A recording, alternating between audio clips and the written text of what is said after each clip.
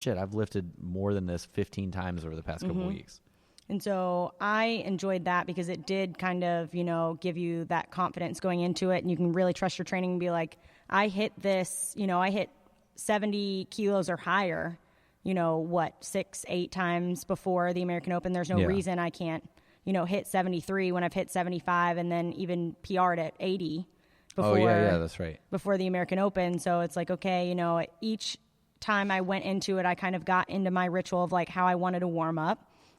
And then we did at the American Open too, because I got to a point where I didn't like 65.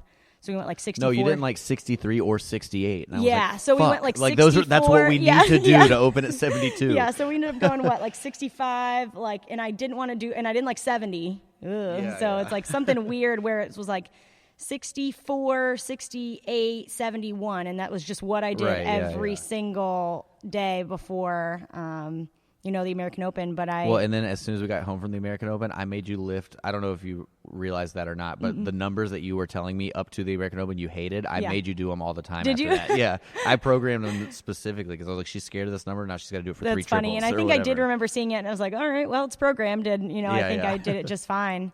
Which is funny. But going back to your taper, theory, and of course it depends on, you're doing that kind of taper for a high level meet. You wouldn't just do that for, a local meet or, something that's just kind of like in programming unless there's... local meet is usually like, all right, we'll take 2 light days. Yeah. Because like, what's the point? Like, I mean, unless that is a big deal for you. Yeah, unless you're trying to qualify for, and you need this taper and it's your last chance or something. Yeah, I mean, like, I guess with my programming, and I'm sure there are much higher level coaches that might disagree with this and they know better than me, but for the people that I work with, I feel like 2 to 3 tapers a year.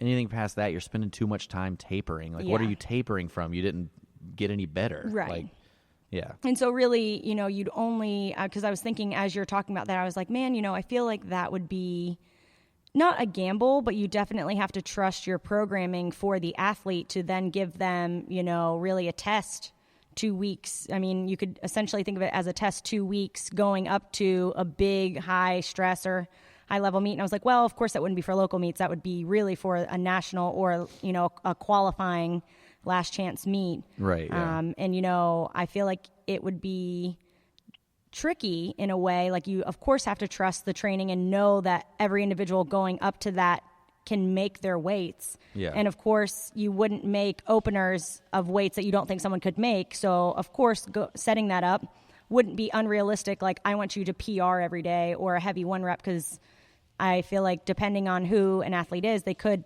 miss every single, I feel like would be... and then that's a train wreck mentally as well. And so I feel like depending on who it is, it would be, definitely seen as a test in a way going up to a big meet. But if someone has a bad day, that could really just mess them up going into, but of course you have a different relationship, and that's coming from like an outside, just listening to that setup. Because of course I liked it and it worked for me, but thinking about someone else, I was like, man, that might just be too much pressure. Yeah. But it kind of takes down that pressure too. And I think Kelly had like a bad taper once, and I told her, I was like, look, my bad. I'm sorry. I feel like I fucked up because that taper didn't really work that well, and we're never going to do that again. Yeah. But now it's like, I think for her too, we found one that kind of works. I don't know what it is, but I'll just go back and look at Evernote. And of course, like a taper with a cut too, I feel like could. Oh yeah, well that was a big deal too with her cutting weight like crazy. Yeah. So. But yeah, and I mean, and I don't know if I said this. I mean, I guess I'll repeat myself if not, but or if I did. But what I try to tell people is that when I write a taper for you, I'm guessing. Like, I wonder if you can hear that. One of my dogs is sniffing Zena's microphone. Hank and I were nose to nose at the microphone. Yeah, so like when... Oh, now my beard's definitely wet. When I write a taper for you and I've never done it, I got to tell you, like, okay, I'm guessing that this is going to work. Yeah. And that's all it is. And then with note-taking and with communication, did it work or not? And then if so, then okay, we're going to do the exact same thing next time, because even mentally that worked, so that might help it work again. Oh, of course. Sometimes it won't, but that's just where the communication comes in. And I also tell people that with individual programming is like, when I write your first week's program, I'm guessing. that this is going to work. Oh, yeah. And that you're going to like it and that it's going to work and it's going to be like, what you need. But maybe I'm wrong, but that's the whole point. And the more feedback you can give me or that an athlete can give their coach, the more tailored to their needs it can become. Right. And I think that if you are programming for someone anywhere from 2 to 3 months, which naturally I feel like you would be going up to a big meet, you'd be able to see how you set up your programming and if they respond well to rest or not. And so I feel like, it's a guess going into taper, but you know how the athlete responds, you know what kind of programming, you've already done the trial and error before you get to that taper. So mentally and physically what their body, what they respond to. Because you've done max out days, at least probably going into those 3 months. So you get an idea of what someone does well with and vice versa. And so it's not as much guessing as I feel like, it's like, well, boop, ba doop, ba doop, and, Right, yeah. Well, exactly, too. And it's like, for you, I've got a year's worth of programming that is like one click away on my computer that I can, we can look. And what I've started doing, too, for a lot of people in Evernote is I'll make another tab because it's all numbers. Like the title, they, put it in like alphabetical order, which in our case for the gym is numerical order. Yeah. So it stays in numerical order based on like the progression of the programs. But I'll put like a thing that just says like notes. And so it's always at the bottom because it's a letter, not a number. And, people like, actually, I think Ben, he made like a spread, not a spreadsheet, but like a grid. Oh yeah. He told me that with he did like, that. it's cool though. It's cool to look at. And like, and what I encourage people to do is like, when you make a PR, just go into the notes and just put it like, March 25th, PR'd my snatch 98. Okay.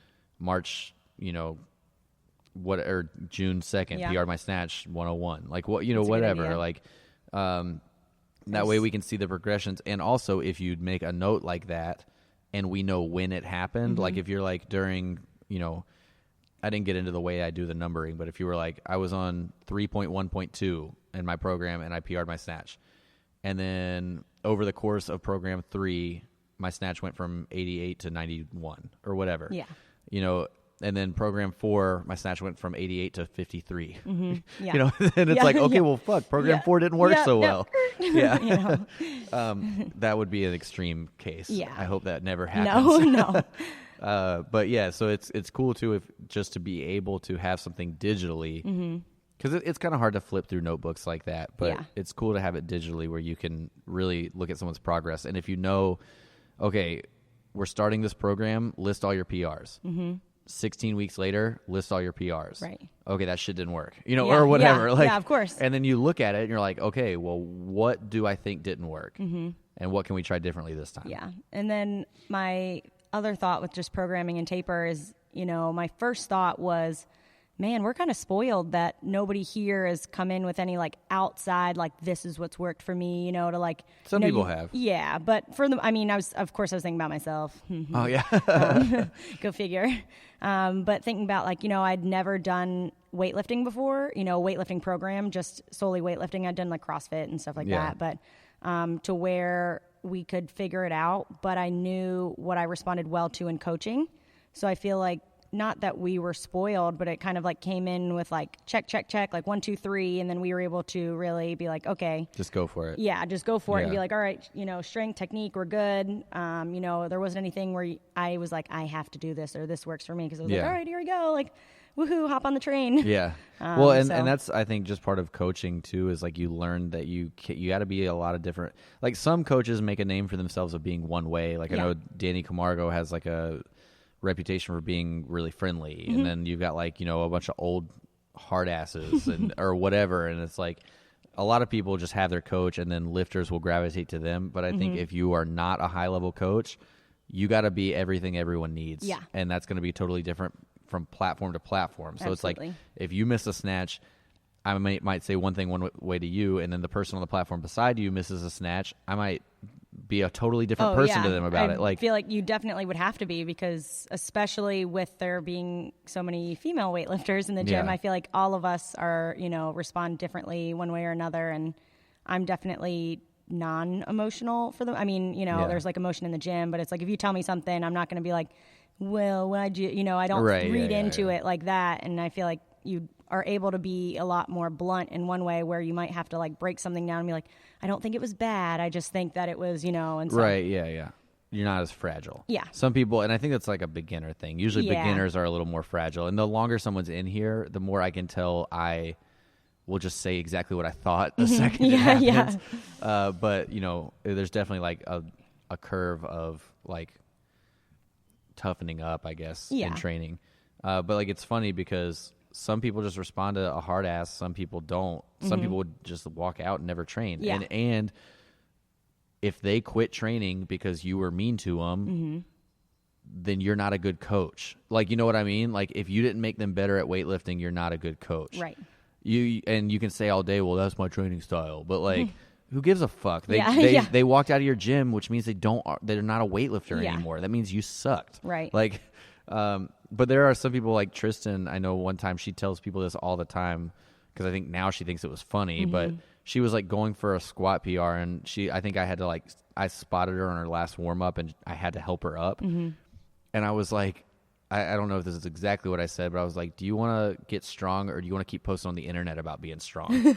And she was like, okay. And then sat down and was just like fucking got crazy. Or no, I think I said, do you want to be strong, or you just want to keep talking to everybody about being strong? And she got like pissed off at herself for needing help on a last warm up.